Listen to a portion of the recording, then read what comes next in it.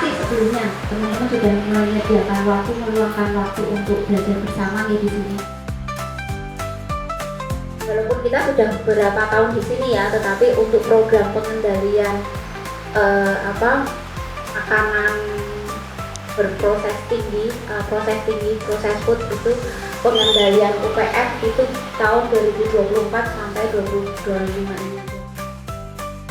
Ibu ini yang berkegiatan dalam program pengendalian UPF itu tadi. Sidoarjo ini ibu-ibunya luar biasa mengembangkan pangan lokal itu menjadi olahan pangan yang beda, jadi ada inovasi olahan pangannya gitu, dan itu bisa di package, dijual untuk dalam jangka waktu yang cukup lama. Kami resep jadi sudah kami rilis, bukunya bisa di-download gratis, ada 50 resep Nabati Nusantara. Itu di Instagram kami masih ada, bisa di-download gratis. Dan kami juga ingin mengembangkan pangan lokal, khususnya nabati di Indonesia, Jawa, apalagi banyak banget yang bisa diekspor. Kita akan belajar mengenai ultra proses food. Makanan apa sih yang sebenarnya disebut ultra proses? Yang proses berolah-olahan? Semua di supermarket. Semua itu. Yang satu, kalau ada tanggal expired, ya kan? Dibilangnya kalau makanan itu mengandung bahan-bahan yang tidak ada di dapur kita. Jadi kalau ibu-ibu melihat bahan bakunya kok ada nama yang saya nggak kenal, itu ultra proses food. Mudahnya seperti itu. Di dapur ibu-ibu ada namanya pemanis alami sorbitol. Tidak ada. Nggak ada ya? Pengemulsi resipien kedelai. Nggak ada ya? Maltodextrin.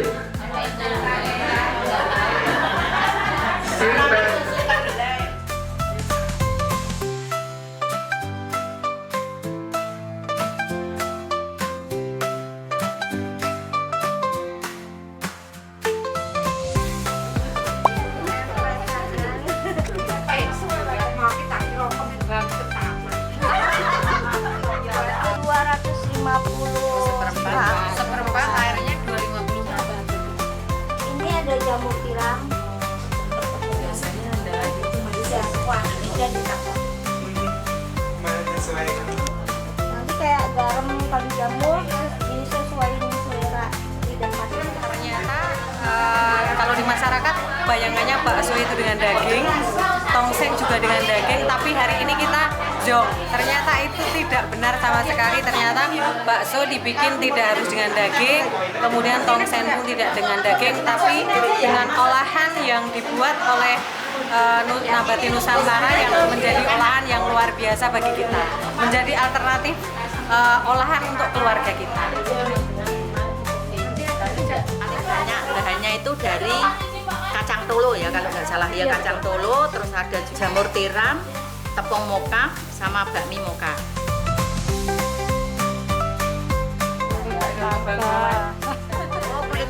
Kulit buah naga itu mengandung pektin alami, itu bisa jadi pengental alami sebenarnya. Kalau tengah dimakan berarti.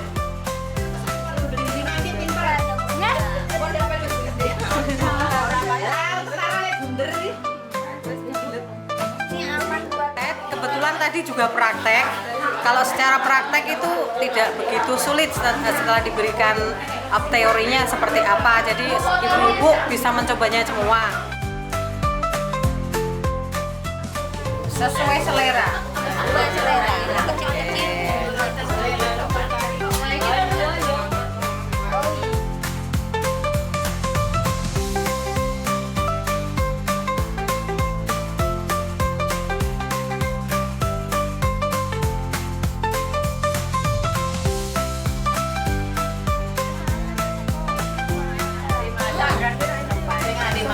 Baksonya kelihatan.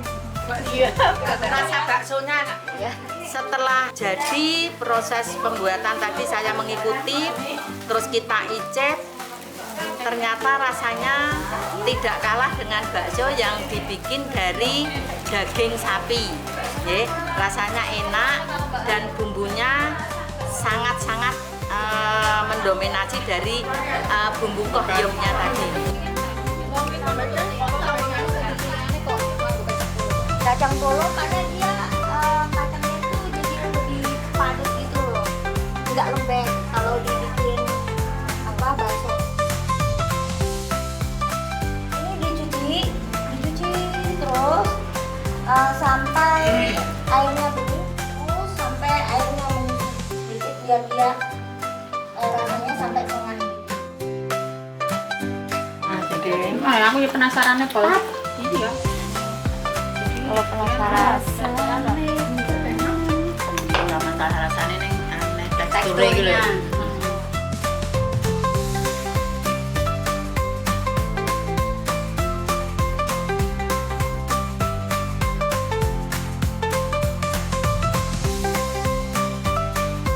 pengen bikin kecap sendiri. Tomatnya Siap. Pokoknya selalu udah enak. Mantap.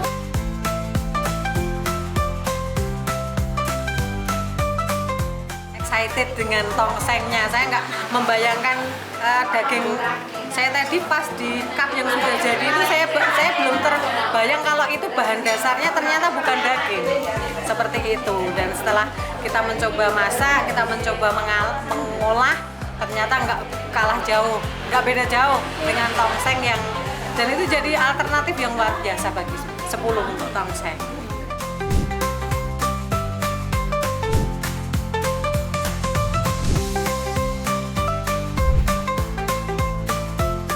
Semoga ini cukup bisa membuka ini wacana kita ya, bahwa ternyata kita tidak harus menggunakan yang daging tenanan niku wau, itu bisa menjadi sesuatu yang bermanfaat. Kalaupun nanti ada rasa yang dirasa kok orang podo karo makan sing biasa nih, ya wajar, namanya juga kita ini manfaatnya untuk kesehatan gitu nggih. Jadi di sini kita melihat sebagai sesuatu yang memang itu bermanfaat untuk kesehatan tubuh kita.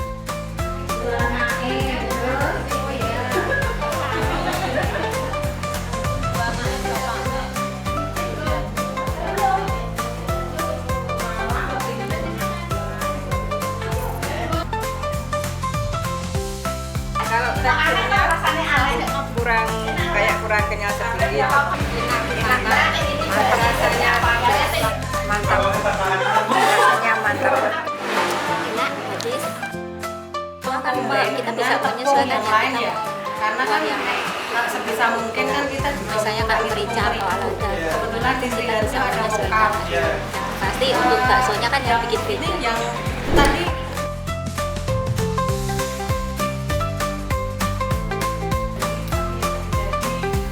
Kalau yang bakso tadi kan masih ada rasa-rasa kuahnya, masih ada rasanya. Tapi kalau ini enggak benar-benar enggak ada rasa ya. Ada banyak Jadinya juga bisa masak.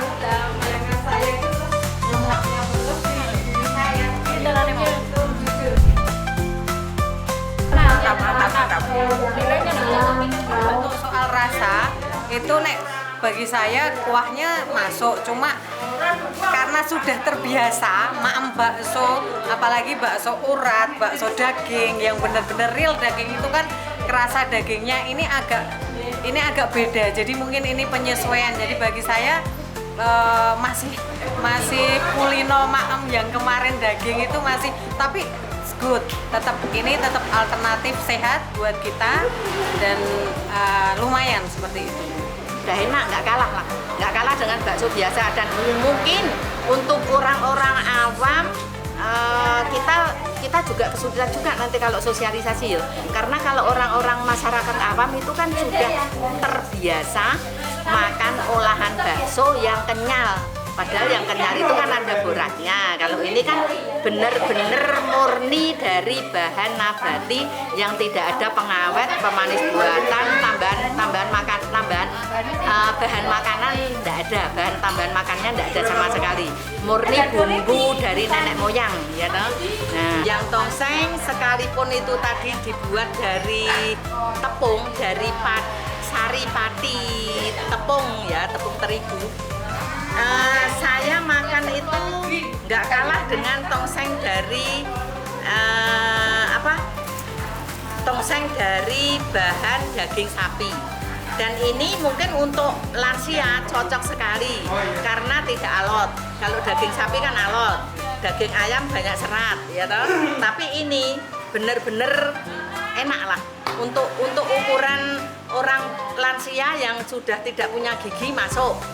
Untuk balita, kalau untuk balita mungkin karena tongseng pedas, jadi bisa diolah dengan mungkin di opor ya, di bumbu opor atau di bumbu semur itu mungkin masuk. Tapi kalau rasanya sudah 10 nilainya 10.